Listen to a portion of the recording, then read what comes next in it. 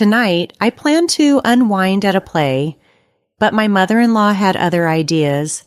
She arrived unexpectedly with 9 friends in tow, assuming they could all stay at my house while I was out.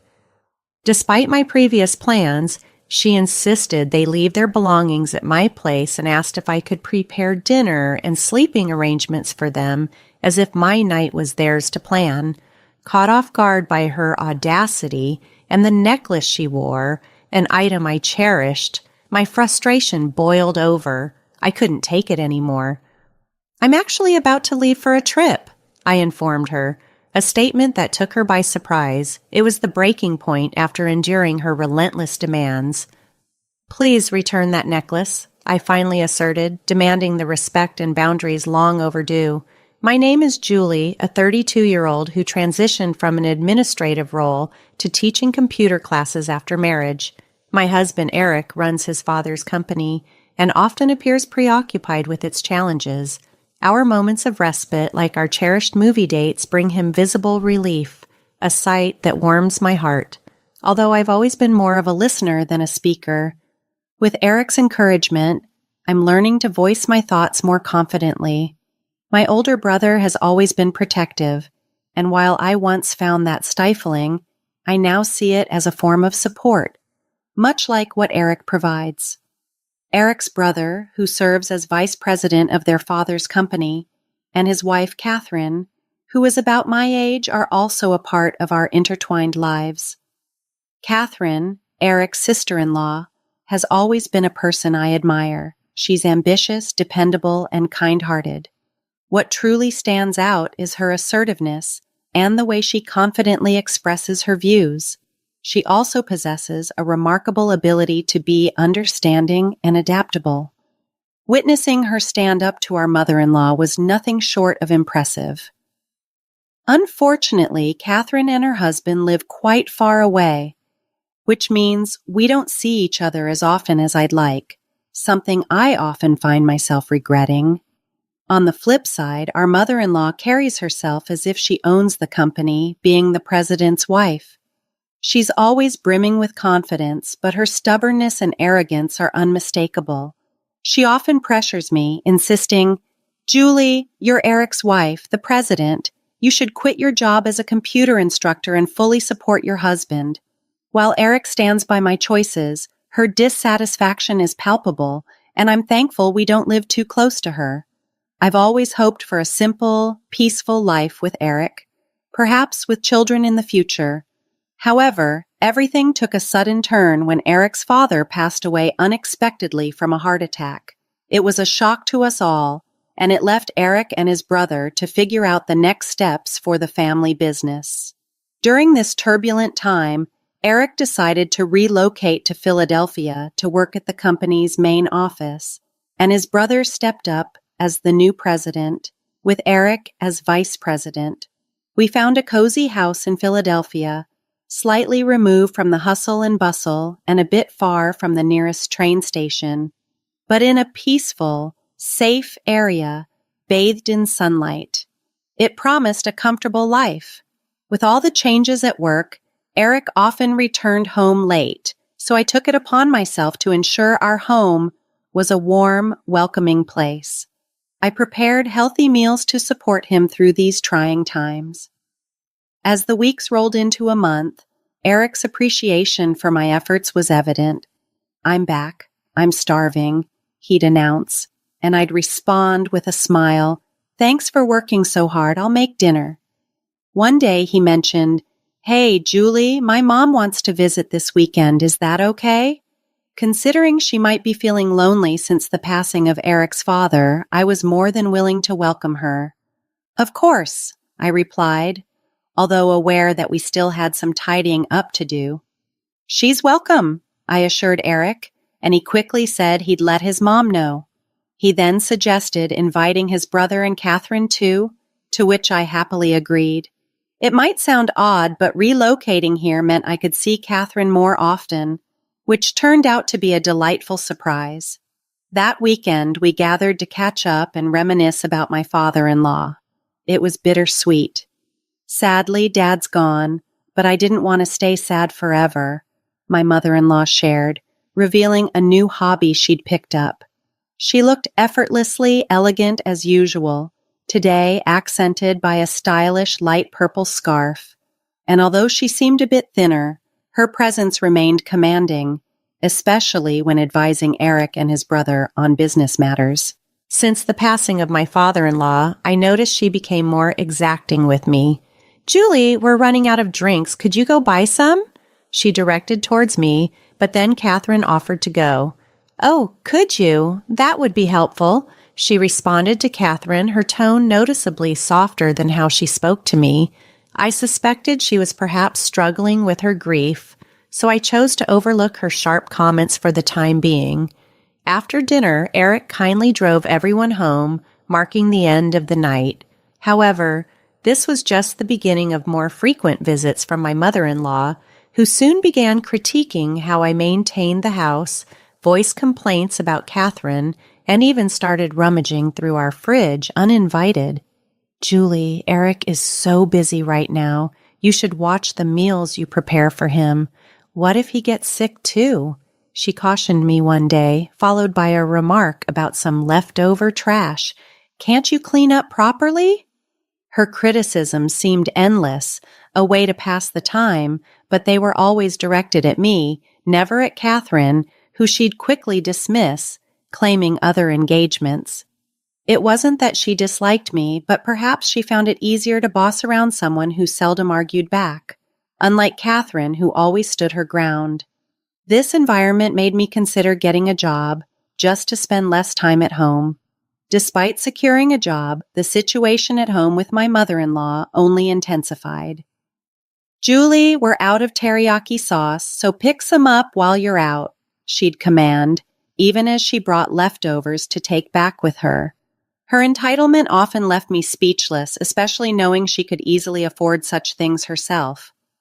Then, one day, a deeply cherished necklace, a keepsake from my mother, vanished from where I always kept it safe. My immediate suspicion fell on my mother-in-law, who was frequently at our house and seemed too familiar with where things were kept. After a fruitless search, I reluctantly confronted her, only to be met with fierce anger. "You probably lost it yourself. How dare you accuse me? What kind of person are you?" she shouted. I tried to explain. "It's a special keepsake from my mother, and it means a lot to me," but her response only deepened the wound. "I don't care. It's just a necklace. Why don't you just ask Eric to buy you a new one?" Realizing she couldn't grasp the sentimental value of the necklace, I decided to drop the subject. But then, more things began to disappear, money from my wallet and items around the house. Even as I kept a wary eye on her, I never caught her in the act. Exhausted and confused, I confided in Catherine, who agreed that my mother-in-law was the likely culprit, given no one else had such access to our home. It saddened me to think it, but without concrete evidence, I was at a loss. Catherine saw how troubled I was and suggested a getaway. "You need a break, Julie. Why not join me on a short vacation?" she proposed. The idea of stepping away from it all was appealing. I felt drained, and the thought of a little escape was rejuvenating. So, 3 weeks later, as Eric and his brother prepared for a business trip to meet with a company in another state, Catherine and I planned our departure. "I'm heading out, Julie. Just relax and enjoy your time," Catherine encouraged as we got ready. "Take care," I replied, grateful for the chance to recharge and hopeful that a little distance might offer some perspective on the chaotic happenings at home. I packed early, eager for the respite that awaited. I had my travel bag ready by the door, eager for the upcoming trip with Catherine. Just as I was about to leave, the doorbell rang. Curious, I checked the video feed and saw my mother-in-law at the door, not alone but with a group of friends in tow. "Hi, Julie, I brought some friends. Can you let us in?" She greeted me as if it were a normal visit. Opening the door, I found her and about 9 friends, all laden with heavy bags. Were they planning to stay over? "We're staying over tonight. Make us feel comfortable," she announced as if it was a done deal. "Didn't I mention it? We're going to see a play nearby tonight, and since it ends late, we decided to stay here," she added casually. This was completely unexpected, especially since I was about to leave for my plans. "Oh, did I inconvenience you? Kayla told me you were okay with it," she said, trying to justify her imposition. I was taken aback by her audacity. "I'm sorry, but I wasn't informed about this and I already have plans," I replied, trying to maintain my composure. She seemed surprised but quickly retorted, "But you'll be back soon, right? We'll just drop our bags and go out for a while. Can you make dinner and set up beds for us?" Ignoring my stated plans, she acted as if everything was already settled. "I can't. I'm going on a trip with Catherine. Oh, just for Catherine, you can go any time. We've come all this way just for today. How long are you going to make us wait?" she persisted, completely disregarding my needs. Then something caught my eye, a glint of metal around her neck. It was the necklace, a cherished memento from my mother. "Wait, that necklace you're wearing," I started, my voice trailing off in shock. To my astonishment, it was indeed the same necklace. "Kayla, where did you get that necklace?" I asked, trying to keep my composure. "Why, it's just one of my collections. Is there a problem?" she replied smugly, clearly enjoying the control she felt she had. "That can't be right. That necklace is rare and a limited edition," I countered, feeling a mix of anger and betrayal. Just then, Catherine arrived, puzzled as to why I hadn't met her as planned. "I was wondering why you didn't show up at our meeting place and didn't contact me. So this is what was happening," she said upon entering. "I'm sorry I couldn't get in touch," I replied, the stress evident in my voice. Noticing my distress, Catherine quickly tuned into the tension. "What's going on?" she asked, her eyes darting between me and the necklace. I was upset and blurted out, "The necklace she's wearing is the same one that belonged to my mother, which recently went missing. The one I kept in that special box," I explained, barely holding back tears. Catherine, realizing the gravity of the situation, spoke up loudly enough for everyone to hear, reinforcing the significance of the necklace and its sudden mysterious appearance around my mother-in-law's neck. In a hushed voice, desperate to keep the matter from her friends, my mother-in-law whispered, "Can you two stop this? It's embarrassing. Do you want to accuse me of theft?" Her face flushed with indignation. "Yes, I find it suspicious," Catherine replied with conviction, not backing down. "Do you have any proof that I stole it? It's embarrassing to have such unreasonable daughters-in-law." "Please don't make a scene in front of my friends," she countered before turning back to her group with a forced smile. "Well, let's go inside, everyone." As she attempted to usher her friends inside, a crucial detail flashed in my mind. "Kayla, can I have a look at the necklace, please?" I asked, needing to confirm my suspicion. Catherine circled behind her to get a closer look. "Enough of this. What's your mother's name?" she snapped, trying to dismiss us. "It's Amanda. There it was. I spotted the engraving." "The initials A are right here," I pointed out. Her friends, upon seeing the engraving, looked horrified and began to distance themselves. "Stop this! I didn't come here for this. Let's go, everyone," my mother-in-law urged, her tone frantic. "We're not letting you leave," Catherine declared, her voice firm, blocking her path. The friends, sensing the growing tension, muttered, "We're not involved," and quickly made their way toward the subway. "There's been some mistake," my mother-in-law stammered, attempting to follow her friends, but she was stopped by an unexpected presence. "What are you doing here? Weren't you supposed to be on a business trip?" Eric stood there. His arrival was unexpected. It turned out that his supposed business trip was scheduled for the next day. He had given his mother a false date to see how she would act, a plan devised after Catherine informed him of the missing items from our home. Visiting his childhood home and finding similar items missing, Eric had begun to suspect theft, but without concrete evidence, he knew any accusation could easily be denied. "What are you doing here?" Eric demanded. "I was just leaving," she replied, attempting to escape the situation. "Give it back. That necklace isn't yours. It's a keepsake from my parents." "Why do you have it, Ma?" I demanded. "It's not what you think. I found it in my purse. Julie must have set me up," she claimed, trying to shift the blame to me, panic evident in her voice. Do you think such a lie would work? There's no way Julie would do something like that. First, give the necklace back to Julie. We'll talk after that, Eric insisted. Reluctantly, she removed the necklace, threw it on the ground, and tried to flee. Hey, wait! We called out, starting to chase her, but stopping shortly after. We didn't need to chase her. The truth had already caught up to her. I was bewildered as around 15 police officers stood before my mother-in-law. The scene was surreal, and I couldn't grasp what was unfolding. Then one officer explained, "We received a report from a local resident. They said someone was causing a disturbance here and was often seen entering this house when the owners were away. They asked us to come quickly." "What are you talking about? I'm the mother of the son living here," my mother-in-law retorted, clearly annoyed. "Wait, what do you mean she entered when we weren't home?" I questioned, my curiosity piqued. "I never did such a thing," I interjected, trying to clarify that her visits were always during our presence. The police then shared more. "The informant saw her sneaking into your backyard, likely using a spare key to get inside.